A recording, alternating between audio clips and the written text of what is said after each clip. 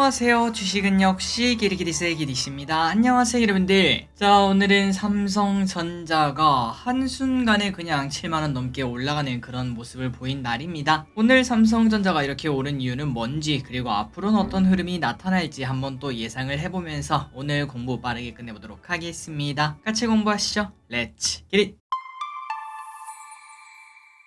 첫 번째 소식입니다. 오늘은 반도체 데이. 자, 오늘 삼성전자가 불을 뿜고 있습니다. 물론 이렇게 상승해도 조금 많이 배고프긴 하지만 그럼에도 더 상승할 수 있는 발판을 마련하고 있다라고 볼 수 있겠죠. 말 그대로 겉토양이 터지는 걸 확인할 수 있습니다. 그리고 중요한 거는 이러한 흐름이 지속적으로 나올 수 있다는 건데요. 지속적으로 우리가 계속 공부했던 환율 하락, 반도체 경기 회복, 여기에 이은 외국인 복귀 등으로 인해서 대형주 장세가 당분간 나타날 수 있을지 여러분들이 직접 확인해 보시면 좋을 것 같습니다. 자, 다만 오늘 증시를 보시면서 느끼신 분들도 많으실 거라고 생각합니다. 반도체만 좋다 보니까 야, 이거 근데 내가 그 삼전은 들고 있어. 그래, 삼전 올라서 기분 좋긴 한데, 그런데 다른 애들이 조금 많이 빠지는 흐름을 나타내더라. 그래서 내 계좌는 그냥 오늘 또이또이야. 혹은 내 계좌는 오히려 빠졌어. 이런 분들도 분명 계실 거라고 생각해요. 물론 오늘이 조금 삼성전자가 급하게 오르면서 약간은 과도하게 쏠렸다라고 볼 수 있겠지만, 하지만 중요한 거는 우리가 과거에도 많이 봤었습니다. 가끔 이런 식으로 쏠림주가 나타나며 그 친구를 들고 있으면 말 그대로 대박이지만, 하지만 그 외 기업들이 쭉 빠지는 그런 모습을 본 적 아마 기억나실 겁니다. 그런 흐름이 이번 달에도 짧게나마 나타날 가능성이 있기 때문에 이 부분은 한번 생각을 해보시면 좋을 것 같고, 그렇다면 가장 좋은 게 뭘까요? 그냥 코덱스 200 ETF나 아니면 뭐 삼성전자라든지 혹은 하이닉스, 이 친구들에게 쏠림이 갈 수 있다 이런 생각을 하신다면은 내가 가진 비중의 한 5% 정도만 사보시는 것도 매우 큰 도움이 될 거라고 생각합니다. 그리고 또한 중요한 거는 오늘 이렇게 삼전을 비롯한 반도체가 올라가면서 빠진 섹터가 딱 2차전지였습니다. 이 흐름이 만약에 이어진다면은 내가 2차전지 위주 포트라면은 앞으로 당분간 짧은 시간일 수밖에 없긴 하겠지만 어쨌든 그 시간 동안 내가 많이 힘들 수도 있겠죠. 만약 그런 포트를 가지고 있다면은 9월달에는 어떤 흐름이 나타날지, 과연 2차전지 위주의 포트가 맞을지 그런 것들도 고민을 해보시면 좋을 것 같습니다. 어쨌든 무조건 절대라는 건 당연히 없겠죠. 그렇기 때문에 여러가지 가능성을 열어두고 한번 공부를 해보시고, 그나저나 오늘 삼성전자가 이렇게 좋은 이유가 뭔가 봤더니 일단 어젯밤에 이 소식이 떴습니다. DDR5 가격이 올해 들어 첫 상승이 나왔다. 그러니까 바닥 쳤다는 소리겠죠. 물론 모든 반도체가 아직까지 다 바닥 친 건 아니지만 그래도 슬금슬금 하나씩 업황이 돌아오는 걸 확인할 수 있기 때문에 그러한 호재를 등에 업고 삼전이 처음부터 좋은 흐름을 나타냈고요. 그리고 중요한 거는 오늘 장중에 두 가지 소식이 더 떴습니다. 삼성전자가 업계 최초로 32GB DDR5 D램을 개발했다는 소식, 그리고 또한 장 막판에는 단독 소식으로 또 나와서 삼성전자가 엔비디아에게 HBM3 공급을 한다, 이런 소식까지 나오며 오늘 삼전 완전 불을 뿜는 걸 확인할 수 있습니다. 앞으로도 쭉쭉쭉 올라서 9월달에는 8만까지는 힘들어도 한 7.5 정도는 꼭 봤으면 좋겠네요. 다음입니다. 코스피 2700 찍는다. 자, 한국투자증권이랑 KB증권이 이번 달에는 증시가 반등을 할 것이다 이렇게 예상을 했다고 합니다. 그래서 예상 지수는 2500에서 2700을 제시했는데 지금 오늘 삼전 이렇게 올랐는데도 코스피는 2560밖에 안 되니까 앞으로 사이드가 꽤나 높다, 이 정도면은 사실상 9월 내내 오르기만 하는 거 아니냐라고도 볼 수 있겠죠. 그렇다면은 한국투자증권과 KB증권이 좋게 보는 이유가 뭔가 봤더니 지난달에 우리 증시가 꽤나 눌려 있었습니다. 기론들도 알고 계실 거라고 생각해요. 이때 이렇게 하락했던 이유는 미국 금리 상승 리스크가 분명히 있었고, 그리고 중국 디폴트 리스크가 있었던 거 기억나실 겁니다. 하지만 그 두 개 전부 다 이제는 그냥 지나갔고 별일 없이 지나갔기 때문에 이제부터는 눌려있던 게 다시 또 튀어오를 일만 남았다라고도 볼 수 있겠죠. 그리고 2차전지 중심의 장세는 힘을 잃은 것으로 보인다고 하며 어떤 섹터를 추천하나 봤더니 정유와 철강 이쪽을 관심있게 보라고 언급했다고 합니다. 그렇기 때문에 여러분들도 앞으로 공부를 하신다면 정유주와 철강주 과연 이 사람들의 말이 맞을지 공부해보시면 좋을 것 같네요. 다음입니다. 정유 관련주의 관심을, 자, 일단 국제유가가 6거래일째 상승하고 있다는 소식입니다. 이렇게 상승하는 이유는 오펙 플러스의 감산 유지 기대감 때문이라고 한데요. 또한 이 와중에 정제 마진도 1년 만에 최고치를 기록했다고 하며 말 그대로 파는 족족 많이 남는다라고 볼 수 있습니다. 그래서 정유주에 대한 기대감은 계속 가질 수 있을 것 같은데 다만 중요한 거는 연말에 경기 침체 가능성이 있지 않겠습니까? 만약 그렇게 되면은 또 수요가 떨어지니 많이라는 얘기가 나오면서 유가가 폭락할 수 있기 때문에 앞으로 경기 침체가 올지 아니면 그냥 잠시 오고 말지 혹은 그냥 둔화로 끝날지 이 부분을 한번 공부를 해보시면서 만약에 경기 침체가 뭐 거의 안 올 것 같다라고 생각하신다면 정유주는 충분히 매력적인 포인트가 될 것 같습니다. 다음입니다. 주말이 이제 바로 앞이죠. 그런데 걱정하던 태풍은 영향이 없을 것으로 보인다고 합니다. 진짜 다행이네요. 자, 이번에 태풍이 3개나 온다는 소식을 우리가 이번 주 초에 봤었는데 그런데 다행히도 우리나라는 직접 영향 없이 마무리될 것으로 보인다고 합니다. 그리고 날씨는 지금 아마 밖에 걸으시는 분들은 알고 계실 거라고 생각해요. 더위가 많이 없어졌죠. 적당히 시원한 날씨가 슬금슬금 오고 있고 오히려 밤에는 약간 쌀쌀한 걸 확인할 수 있습니다. 그래서 기름들 벌써 시간 빠릅니다. 여름이 벌써 끝나갔고 그 다음에 가을이 시작되고 있는데 천고마비의 계절 아니겠습니까? 기름분들의 계좌도 뚱뚱하게 살찌시길 진심으로 바랍니다. 다음입니다. 기아 노조도 파업 준비. 현대차가 있으니까 나도 끼지라고 말하며 기아도 노조 파업 초일기에 들어가는 모습이라고 합니다. 앞으로 일주일 뒤네요. 9월 8일에 전체 조합원 대상 파업 찬반 투표를 진행할 예정이라고 하며 기아가 지금 원하는 것은 현대차랑 유사하게도 영업이익 30%를 성과급으로 달라 그리고 정년을 만 64세로 늘려달라 이러한 이야기를 하고 있다고 합니다. 그래서 앞으로 기아가 어떤 식으로 될지 한번 보시면 좋을 것 같고 그리고 참고로 지금 현대차는 다시 교섭에 들어간 걸 확인할 수 있는데 하지만 노조에서는 일단 특근을 거부하고 있는 상황이라서 현대차의 차량 생산은 줄어들 수밖에 없는 것으로 보인다고 합니다. 참고하시기 바래요. 다음입니다. 중국 노제펜. 자, 중국 내에서 노제펜 움직임이 감지되고 있다고 합니다. 이 와중에 중국 내 화장품 수입액 1위인 일본 화장품이 타격을 받을 수밖에 없다는 의견이 나오고 있습니다. 자, 참고로 2017년 그리고 2018년 그때까지만 하더라도 우리나라는 1등이었습니다. 중국 내에서 우리나라 화장품을 정말 많이 팔고 있었죠. 그런데 이제 기름들이 아시는 그 사건 이후에 3등으로 밀려나게 된 걸 확인할 수 있고 그 자리를 누가 차지했나 봤더니 프랑스와 일본이 빠르게 올라오며 특히 일본이 1등을 차지한 걸 확인할 수 있다고 합니다. 그런데 이번에 일본이 다시 또 밀려나게 되니까 야 그러면 이제 다시 다시 우리 차례 아니냐 이런 얘기를 할 수 있다는 거겠죠. 그리고 중국에서 노제펜이라는 이야기는 당연히 커질 수밖에 없을 것 같습니다. 여러분들도 아시다시피 중국은 한다면 하는 그런 나라라고도 볼 수 있기 때문에 노제펜이 조금 더 커진다는 가정하에 우리나라 화장품 업계 중에서 중국 의존도가 높은 기업들 당연히 실적이 좋아질 수밖에 없겠죠. 이 부분을 혹시나 또 화장품에 관심이 있다면 공부해보시면 좋을 것 같습니다. 다음입니다. 연기금 순매수를 보니까 저 연기금은 우리가 방금 공부했던 그 내용을 바탕으로 딱 투자를 하고 있다고 합니다. 한번 보도록 할게요. 자, 8월이 끝났습니다. 그러면 또 연기금 순매수상을 한번 봐줘야겠죠. 그런데 매수한 걸 보니까 딱 중국 기대감을 반영한 걸 확인할 수 있습니다. 어떤 기업을 매수했나? 아모레퍼시픽, 호텔신라, 네이버, 삼성 SDS, LG생건 이렇게 매수하는 모습을 보여주며 화장품에 대한 기대감을 높이는 걸 확인할 수 있습니다.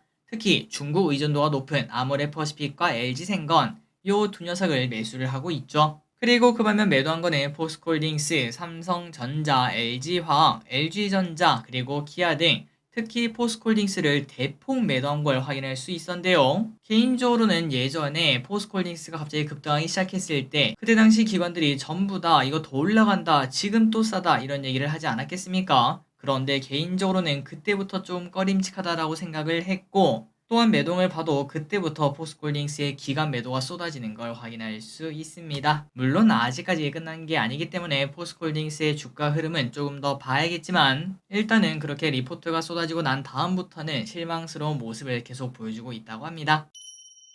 다음입니다. 방사능 측정기 구매하지 마세요. 아마 기름들 중에서도 해산물을 좋아하신다면 방사능 측정기를 구매하거나 할 계획을 하고 계신 분도 분명 계실 거라고 생각합니다. 그런데 결론부터 말하면 사실상 쓸모가 없다고 하네요. 그렇다면 이게 왜 쓸모가 없나 봤더니 오염수의 가장 큰 문제는 삼중수소라고 합니다. 하지만 이 삼중수소는 음식에 포함되는 양이 매우 적기 때문에 이렇게 말할 수 있다고 해요. 측정이 불가능한 정도다 라고 말할 수 있다고 합니다. 그리고 또 중요한 거는 설령 측정이 가능하다고 하더라도 시중에 판매하는 측정기는 단순 방사능을 측정하는 거라서 삼중수소를 검출하는 용도가 아니기 때문에 진짜로 쓸모가 없다고 합니다. 이 부분 참고하시면 좋을 것 같아요. 다음입니다. 실질임금은 하락 중. 자, 여러분들 실질임금이 뭔지 알고 계신가요? 우리가 작년에 200만원을 받았다고 생각을 해보도록 하겠습니다. 그리고 올해 300만원을 받았습니다. 그렇다면 내 월급은 50%나 증가를 했죠. 그런데 그 와중에 알고 봤더니 내가 있던 나라가 아르헨티나였습니다. 그래서 물가는 당연히 2배나 올랐다고 볼 수 있겠죠. 말 그대로 작년에는 밥 먹을 때 10,000원만 내면 됐는데 올해는 20,000원을 내야 된다고 합니다. 그렇다면 나의 임금은 분명 50% 오른 걸 확인할 수 있었지만 그런데 내가 실질적으로 쓸 수 있는 돈은 오히려 줄어들었다고 우리가 쉽게 생각을 해볼 수 있겠죠. 그걸 바로 실질임금이라고 한다는 거 체크하시면 될 것 같습니다. 그런데 실질임금이 하락하고 있다는 소식입니다. 말 그대로 내 월급보다 인플레 속도가 더 빠르다는 소린데요. 이어서 한번 보자면 6월 기준 고용기간이 1년 이상인 상용 근로자 1인당 월 평균 임금은 373만원이라고 합니다. 이는 작년 동기 대비 2%가 상승해서 이제 우리의 임금이 올라가고 있구나 라고 볼 수 있는데요. 하지만 실질임금으로 본다면 오히려 약 0.6%가 하락을 했다고 합니다. 그렇다면 그 이유가 뭘까요? 맞습니다. 인플레입니다. 올해 상반기가 물가 상승률이 무려 4%로 높게 나타나며 올해 상반기만 보면 실질임금은 약 1.5%나 감소했다는 소식. 그리고 이렇게 실질임금이 상반기 기준 마이너스를 기록한 거는 11년 만에 처음이라고 하니까 확실히 물가가 많이 오르긴 올랐구나 라는 걸 느낄 수 있고, 그리고 여기서 약간 긍정적인 이야기를 해보자면 11년 전에도 있었다고 하니까 결국은 이 또한 지나가겠구나 라는 긍정적인 생각 조금 해볼 수 있을 것 같습니다. 어쨌든 빨리 인플레가 잠잠해지고 그 다음에 우리의 월급은 쭉쭉쭉 오르는 그러한 상황이 왔으면 좋겠네요. 다음입니다. 오늘부터 장 보세요. 자, 뭔가 광고 같아서 이걸 할까 말까 고민을 했는데 그런데 하는 게 맞을 것 같습니다. 오늘 제가 낮에 잠시 뭐 살 게 있어서 이마트를 갔다 왔는데 그런데 엄청나게 할인을 많이 하고 있었습니다. 그래서 오늘 제가 산 게 비비고 만두 되게 큰 거 있잖아요. 그게 4개가 10,000원인 걸 확인할 수 있고, 그리고 치약도 보통 사이즈 있죠. 그 치약을 몇 개더라? 16개인가? 16개인가 20개인가를 10,000원에 샀습니다. 그러니까 한 개 500원밖에 안 하죠. 물론 취향마다 다르긴 한데 어쨌든 이런 식으로 할인한 게 정말 많으니까 기름들 참고하시면 될 것 같고, 그리고 여기서 중요한 거는 지금 현재 이마트를 가라는 말이 아닙니다. 작년에 했던 거 있죠. 동행축제. 이걸 하면서 이마트도 할인을 하는 거고요. 이마트뿐만 아니라 쿠팡, 티몬, 지마켓, 옥션, 오아시스, 위메프, 그리고 또한 여러 홈쇼핑 등등등 이런 곳에서도 한 30%, 많게는 50% 이렇게 할인을 한다고 하니까 여러분들 혹시 뭐 이번에 뭐 가전이라든지 아니면 뭐 살 게 있었다 혹은 그냥 장 볼 게 있었다 그렇다면은 이번 기회에 보시는 것도 많은 할인을 받지 않을까라고 볼 수 있습니다. 일단 왼쪽에 보다시피 쿠팡이 최대 50%까지 한다고 하니까 쿠팡부터 가보시는 것도 괜찮을 것 같네요. 다음입니다. 수업 중 휴대전화 사용 금지. 뭐 이게 당연한 소리 아닌가라고 했는데 당연한 게 아니었더라고요. 한번 보도록 하겠습니다. 최근 들어 교권이 많이 추락되었다는 뉴스를 많이 봤습니다. 그래서인지 교육부에서 드디어 학생생활 지도에 대한 고시를 발표를 했다고 합니다. 그래서 어떤 내용이 있는가? 일단 수업 중 휴대전화 사용을 금지를 한다고 하고요. 주의를 줘도 불응하면 휴대전화를 압수할 수 있다고 합니다. 우리 때는 뭐 그냥 압수 그냥 가져갔었는데 어쨌든 그 외에도 수업에 방해가 되면 좌석을 분리시키거나 교실 밖으로 분리할 수 있다고 합니다. 또 이때까지는 안 됐나 보네요. 또한 만약에 학생의 신체 위해를 가하면 물리적으로 제재할 수 있으며 동기부여를 위해 칭찬이나 보상을 주는 것도 가능하다고 합니다. 진짜 이걸 보니까 이때까지 교권이 완전 떨어질 대로 떨어졌었구나 라는 걸 느낄 수 있습니다. 칭찬마저도 마음대로 못했다고 하네요. 그래서 이렇게 발표한다고 해서 얼마나 효과가 있을진 모르겠지만 어쨌든 잘 되길 진심으로 바랍니다. 다음입니다. 수술실 CCTV 의무화. 개정된 법에 따라 25일부터는 전신 마취 등 의식 없는 환자를 수술할 때 CCTV를 설치를 해야 된다고 합니다. 환자나 환자의 보호자의 요청이 있다면 CCTV로 수술 장면을 촬영을 해야 되며 이를 만약에 거절하면은 500만 원의 벌금이 있다고 하네요. 그리고 혹시나 그 영상이 또 유출되거나 그럼 어떡하냐 이런 걱정이 생길 수도 있는데 만약에 유출된다면은 5년 이하의 징역 5천만 원 이하의 벌금이 있다고 하니까 이 부분도 참고하시면 될 것 같습니다. 다만 무조건적으로 녹화를 하는 건 아닙니다. 예외적으로 긴급한 수술이나 위험도가 높은 수술 또는 전공의 수련 등을 방해할 경우에는 촬영을 거부할 수도 있다고 하니까 이 부분은 뭐 어떻게 될지 조금 더 봐야겠네요. 다음입니다. 롯데렌탈 이야기 오랜만에 보도록 하겠습니다. 롯데렌탈이 SK로부터 소카의 지분을 매입해 2대 주주가 되었다고 합니다. 그리고 앞으로도 지분을 추가 매입해서 32%까지 높일 예정이라고 하네요. 자, 참고로 롯데렌탈은 공유차의 지분을 보유한 게 소카뿐만이 아닙니다. 다른 플랫폼인 그린카의 2대 주주도 롯데렌탈이라고 하니까 아마도 미래에 다가올 미래형 모빌리티를 대비해서 그 역량을 키우려고 하는 걸 확인할 수 있다고 합니다. 미래를 위한 포석이라는 거겠죠. 앞으로도 쭉쭉쭉 승승장구했으면 좋겠습니다. 다음입니다. 갤럭시 잘 나가요. 갤럭시 Z 플립과 폴드 5가 유럽에서 초기 판매 신기록을 달성을 했습니다. 유럽에서 탄탄한 초기 판매량을 바탕으로 전작보다 더 잘 팔고 있다고 하네요. 그래서 업계에서는 연간 판매량이 1000만 대를 넘길 것으로 보고 있다고 합니다. 그리고 폴더블이 이렇게 잘 나가는 걸 이제는 확실하게 증명을 했기 때문에 폴더블의 대중화도 가속화될 것으로 보인다고 합니다. 참고로 저끼리 또 이제 플립4를 쓰고 있는데 매우 만족합니다. 진짜 좋은 것 같아요. 물론 폴드 같은 경우에는 너무 커서 좀 부담되긴 하는데 플립 같은 경우에는 크기도 딱 맞고 그다음에 뭐 사진 찍을 때도 편하고 등등 여러 가지 장점이 있는 것 같습니다. 다음입니다. 소니의 모션 캡처. 자, 이거는 좀 신기해서 가져왔습니다. 소니에서 개발한 모션 캡처 모코피라는 게 있다고 하는데요. 이게 뭔가 봤더니 특별한 설비랑 수트 없이도 센서를 통해 움직임을 추적하는 모션 캡처라고 합니다. 우리가 보통 영화 같은 걸 보거나 아니면은 이제 버튜버 그런 걸 보면은 쫄쫄이라고 하죠. 그러한 수트를 입고 찍고 그런 걸 확인할 수 있는데 그런데 그런 거 없이도 센서를 통해서 만들 수 있다는 게 매우 큰 장점이라고 볼 수 있겠죠. 그래서 실내외 어디서든 3D 모션 콘텐츠를 만들 수 있다고 합니다. 그래서 이런 기술이 이제 앞으로 가속화되면 가속화될수록 앞으로 XR 콘텐츠 그 다음에 XR 기술이 발전할 수밖에 없겠죠. 지금 같은 경우에는 그런 경우가 많지는 않겠지만 조금만 시간이 지나면은 지하철이나 버스에서 XR 기기를 눈에 끼고 있는 그러한 경우를 많이 발견할 수 있을 것 같습니다. 처음에는 애플의 콩나물처럼 야 저걸 누가 하냐 당연히 끈이 있어야지 이렇게 말을 하겠지만 또 언젠가는 그게 유행이 될 수밖에 없겠죠. 세상은 항상 변하니까요. 다음입니다. 네이버 웹툰 미국 상장 추진. 자, 오늘 시장에서는 네이버 웹툰에 대한 소식이 떴습니다. 네이버가 유럽 법인 설립을 중단하고 미국 상장에 속도를 낸다고 하는데요. 물론 아직까지는 나스닥에 상장할지 다른 곳에 할지는 정하지 못했다고 하지만 일단은 진행하고 있다고 합니다. 자, 아마도 기름들 웹툰 없이 밤에 잠 못 주무시는 분들 많으실 거라고 생각합니다. 저도 자기 전에 한 3-4개 보고 자는 게 하루의 루틴인데 전 세계가 네이버 웹툰을 보면서 잠에 드는 그날까지 화이팅하기 바랍니다. 다음 소식입니다. 재건 네옴시티에 다시 기대감이 나온다. 이달 5일부터 11일까지 아세안과 G20 정상회의에 대통령 방문 일정이 잡혀있는데요.